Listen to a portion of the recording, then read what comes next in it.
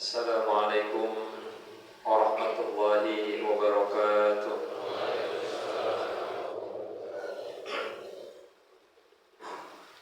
Alhamdulillah, Rabbil alamin.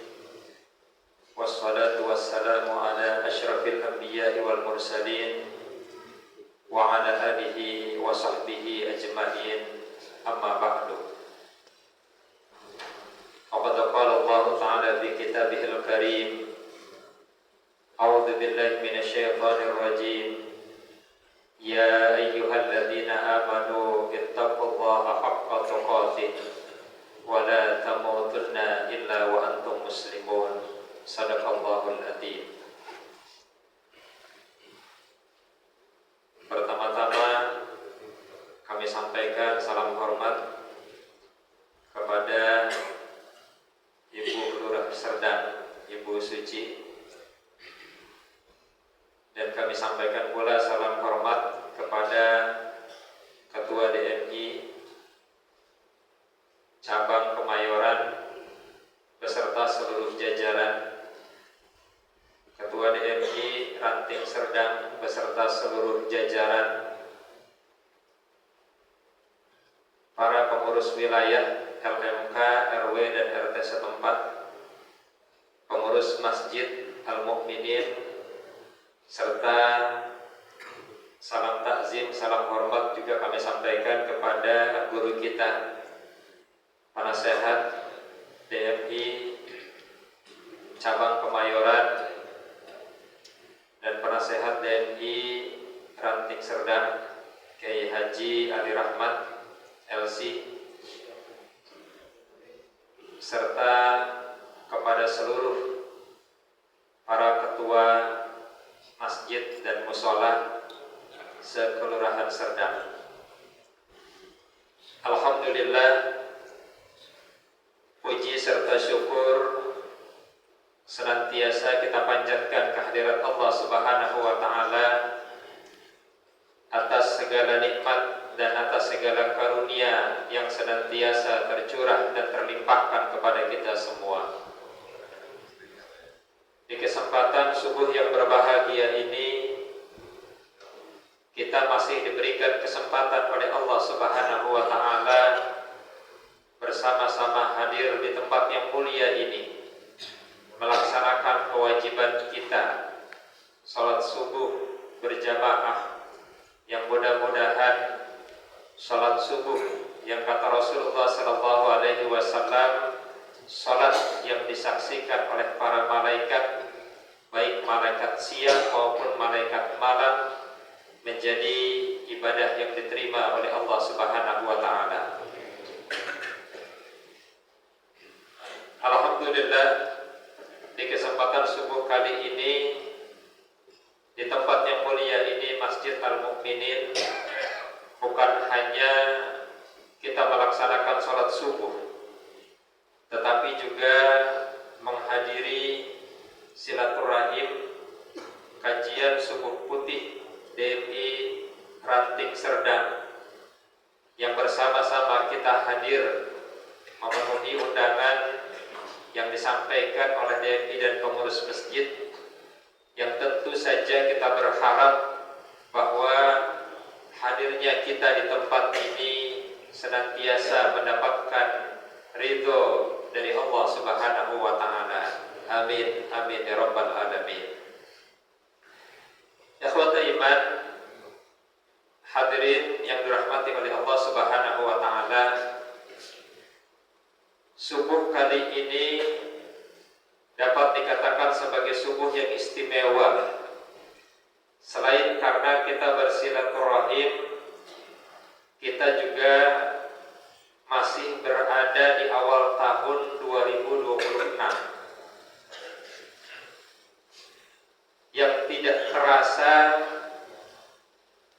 terjadi pergantian tahun dari 2005-2006, yang pergantian waktu, pergantian tahun berjalan berputar yang tidak dapat dihentikan, yang waktu pasti akan terus berjalan, waktu pasti akan terus berputar.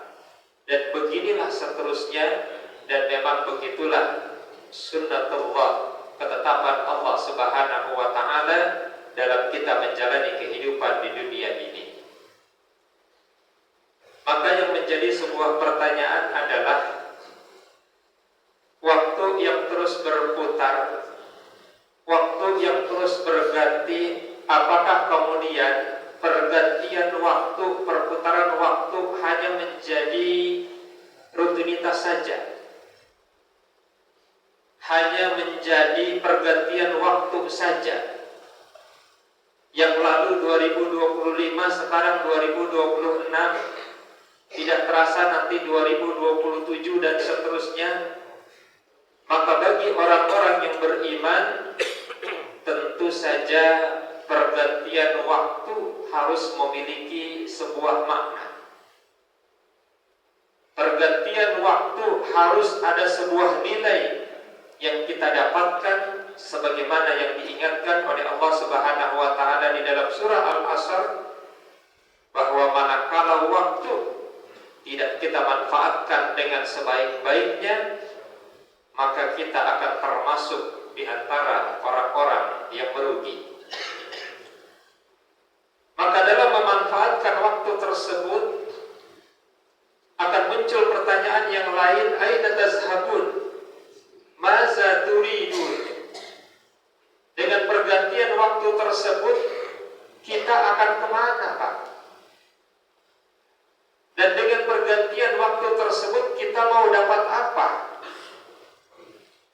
Karena nilai kita di hadapan Allah Subhanahu wa ta'ala adalah bagaimana memanfaatkan setiap momentum, memanfaatkan setiap waktu yang diberikan oleh Allah Subhanahu wa ta'ala, agar setiap momentum dan waktu tersebut memiliki nilai di hadapan Allah Subhanahu wa ta'ala.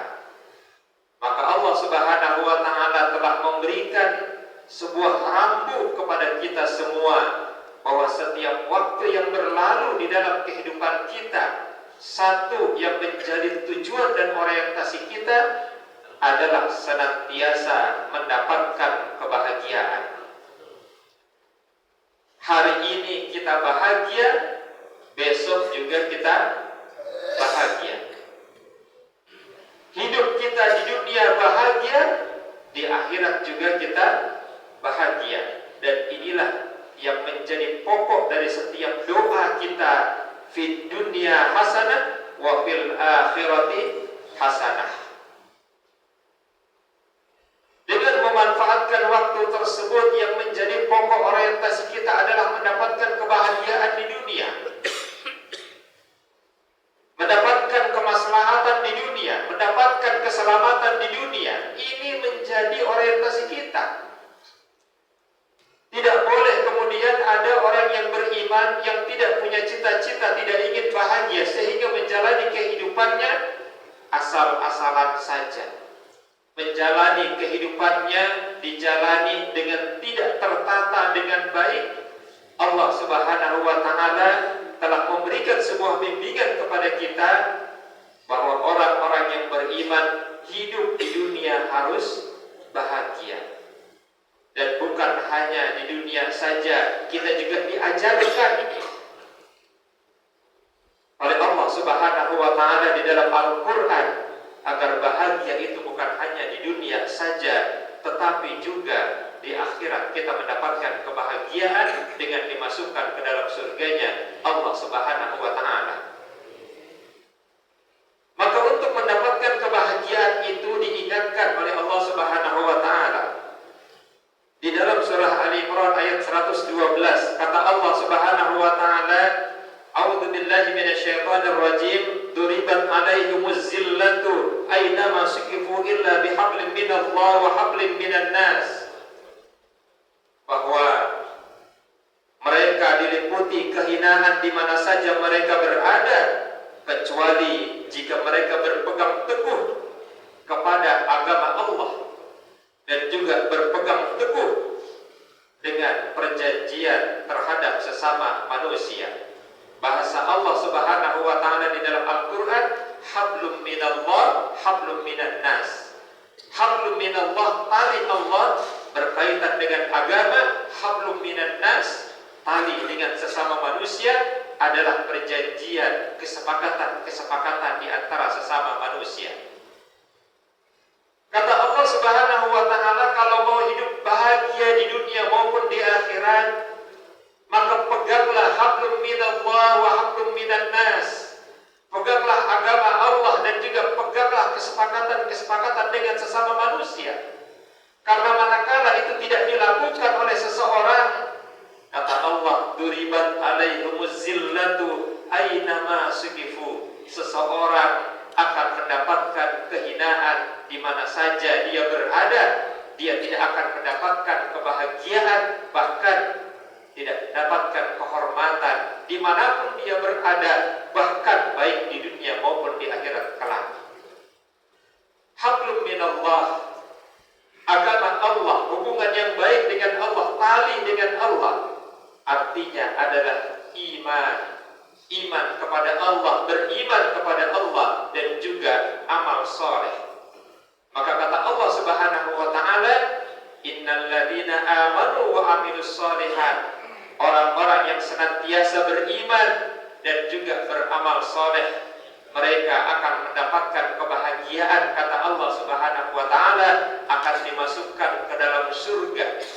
Dan bukan hanya akan dimasukkan ke dalam surga saja, tetapi dia juga akan mendapatkan kebahagiaan di dunia ini dengan mendapatkan rahmat, mendapatkan barokah, mendapatkan kemudahan-kemudahan di dalam kehidupannya di dunia ini. Tidak ada kesedihan sedikit pun, tidak ada rasa takut sedikit pun, karena dia memiliki iman kepada Allah Subhanahu wa taala dan juga senantiasa dekat dengan Allah karena dia senantiasa melaksanakan amal soleh. Yang amal soleh ini bisa berupa ibadah sholat, ibadah puasa, ibadah zakat, ibadah haji, begitu juga dengan ibadah-ibadah yang lain yang diajarkan di dalam agama kita. Ini menjadi kunci hablum minallah. Hablum minallah ini akan menjadi sebuah jalan bagi seseorang untuk mendapatkan kebahagiaan di dunia maupun di akhirat kelak. Maka ketika ada seseorang yang menjalani kehidupan di dunia ini merasa kok serba sulit, kenapa serba sempit, kenapa serba susah menjalani kehidupan di dunia ini, maka jika ingin mendapatkan kemudahan di dalam kehidupan di dunia ini, jangan-jangan itu terjadi karena sholatnya belum diperbaiki, karena kedekatannya dengan Allah belum bagus, sehingga yang dia dapatkan adalah kesulitan-kesulitan ketika menjalani kehidupan di dunia. Apalagi ketika nanti di akhirat, yang pertama kali akan dihisab adalah sholat, puasa akan menjadi pintu surga, zakat akan menjadi pintu surga, haji dan umrah akan menjadi pintu surga. Hanya orang yang melaksanakan ibadah sholat yang bisa masuk ke dalam surga. Kalau tidak puasa, bagaimana bisa masuk ke dalam surga? Maka iman dan amal soleh ini menjadi kunci kita mendapatkan kebahagiaan di dunia maupun di akhirat kelak berkaitan dengan hablum minallah. Tetapi ikhwata iman rahimakumullah,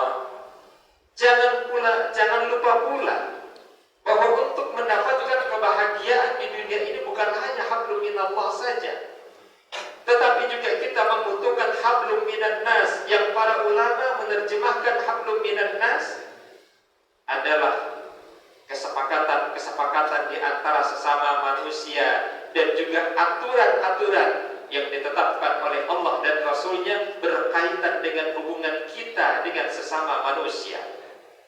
Yang hablum minan nas ini bentuknya adalah dengan ukhuwah dan silaturahim, menjaga hubungan baik dengan sesama manusia. Hablum minan nas, dengan hablum minan nas kita akan mendapatkan kebahagiaan bukan hanya di dunia maupun di akhirat kelak. Yang hablum minan nas ini bentuknya adalah ukhuwah dan silaturahim. Ukhuwah ini adalah sebuah persaudaraan. Ukhuwah ini melebihi dari persahabatan. Ukhuwah melebihi dari pertemanan. Ukhuwah ini adalah persaudaraan yang gambaran dari persaudaraan yang umum di kalangan kita adalah persaudaraan sedarah. Tetapi yang dimaksud oleh Allah Subhanahu wa taala, yang dimaksud di dalam Islam, persaudaraan ini bukan hanya persaudaraan sedarah saja, tetapi ada persaudaraan yang lebih daripada itu semua, yang ini bisa mendatangkan kebahagiaan bagi kita baik di dunia maupun di akhirat kelak.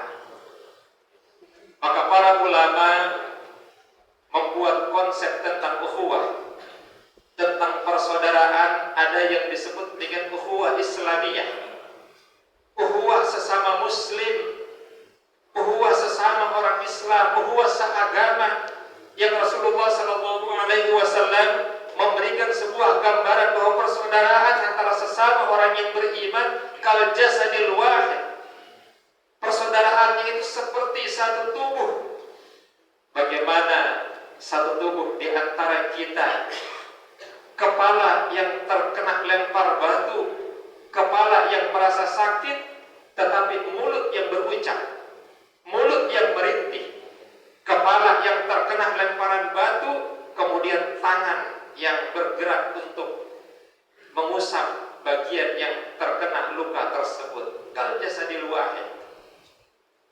Bagaimana pula juga, bagaimana di dalam satu tubuh tersebut ada sebuah rangkaian yang saling berkait, satu sama lain senantiasa merasakan hal yang sama. Dan gambaran di dalam Islam bahwa antara orang yang beriman dengan orang yang beriman yang lainnya itu seperti satu tubuh. Dimanapun berada, bagaimanapun kondisinya, apapun bangsa dan negaranya, ketika kita sesama muslim, kita seperti satu tubuh. Lalu yang kedua, ada pula yang disebut ukhuwah wataniyah, ukhuwah kebangsaan, yang di dalam Al-Quran digambarkan ka'annahum bunyanun marsus, bahwa kita hidup di sebuah negara yang bernama Indonesia. Walaupun agamanya bermacam-macam, tetapi kita tetap diajarkan untuk menjaga persatuan, untuk menjaga persaudaraan yang disebut dengan persaudaraan kebangsaan. Al-Quran memberikan gambaran persaudaraan ini seperti sebuah bangunan yang kokoh. Sebuah bangunan, ada yang kemudian menjadi pondasi, ada yang menjadi tiang, ada yang menjadi dinding, dan kemudian ada yang menjadi atap, saling menopang satu sama lain. Dan begitulah gambaran tentang bagaimana kita melakukan persaudaraan di antara sesama bangsa Indonesia, yang bangsa ini hanya bisa kokoh, hanya bisa kuat menghadapi apapun itu manakala ukhuwah wataniyah ini kita jaga dengan baik. Apalagi pada saat ini bangsa kita sedang mengalami banyak sekali cobaan. Terjadi bencana di beberapa tempat di Sumatera, belum lama di Jawa, dan juga belum lama lagi di Kalimantan. Mungkin yang di sana adalah saudara-saudara kita yang berbeda agama, tetapi tetap mereka adalah saudara kita, sehingga timbul sebuah kepedulian sesama kita, lalu kemudian kita memberikan bantuan kepada mereka agar meringankan apa yang mereka alami ketika tertimpa musibah tersebut. Dan yang ketiga, ikhwatai iman rahimakumullah, ada yang disebut dengan ukhuwah insaniyah atau ukhuwah basariyah. Kata Allah Subhanahu wa taala, man qatala nafsan bighairi nafsin aw fasadin fil ardi faka'annama qatala an-nasa jami'a wa man ahya'a faqad annama ahya an-nasa jami'a. Ukhuwah sesama manusia ini tidak boleh saling menyakiti. Bahkan kata Allah Subhanahu wa taala, siapa saja yang menyakiti orang lain, apakah dia berbeda agama, apakah dia berbeda bangsa, maka kata Allah Subhanahu wa taala, siapa saja yang menyakiti orang lain bukan karena dia pernah menyakiti orang lain sebagai sebuah balasan, atau bukan karena dia melakukan kerusakan, kata Allah Subhanahu wa taala, maka sesungguhnya sama saja kita menyakiti seluruh manusia di dunia ini. Tetapi Tetapi sebaliknya kata Allah Subhanahu wa taala, siapa yang menghidupkan atau siapa yang menjaga sesama manusia dari kalangan manapun, apapun agama, suku dan bangsanya, satu saja yang diselamatkan oleh seseorang sehingga dia bisa hidup dengan baik, maka kata Allah Subhanahu wa taala sama dengan menghidupkan seluruh manusia, sehingga itu juga akan mendapatkan ganjaran pahala dari Allah Subhanahu wa taala. Maka untuk mendapatkan kebahagiaan dengan hablum minan nas adalah dengan menjalin ukhuwah di antara sesama kita. Dan kemudian untuk mendapatkan kebahagiaan dengan hablum minan nas selain ukhuwah, kita juga menjalin silaturahim. Silaturahim itu artinya menyambung kasih sayang di antara sesama kita. Yang di dalam menyambung kasih sayang di antara sesama kita diawali dengan ta'aruf, dengan saling mengenal. Jika DMI Ranting Serdang ini mengadakan silaturahim, adalah sebuah sarana untuk saling mengenal antara masjid yang satu dengan masjid yang lain, antara pengurus masjid yang satu dengan pengurus masjid yang lain, antara jamaah masjid yang satu dengan jamaah masjid yang lain. Karena dengan ta'aruf ini, dengan silaturahim ini akan memberikan sebuah ikatan yang baik. Walaupun mungkin nanti ada perbedaan fikih di sana, itu tidak menjadi sebuah persoalan. Karena kita jalin silaturahim tersebut yang diawali dengan saling kenal mengenal. Lalu yang berikutnya adalah tafahum, saling memahami satu sama lain. Bahwa di antara kita setiap pribadi memiliki karakteristik masing-masing, bahwa setiap masjid memiliki ciri khas masing-masing. Kita saling memahami, kita sama-sama tempat ibadah, kita sama-sama tempat untuk mengagungkan Allah, untuk bersujud, untuk ruku, untuk sama-sama melaksanakan kewajiban kita. Ada saling pemahaman satu sama lain. Dan kemudian setelah itu adalah ta'awun, saling membantu, saling tolong menolong, apapun itu bentuknya.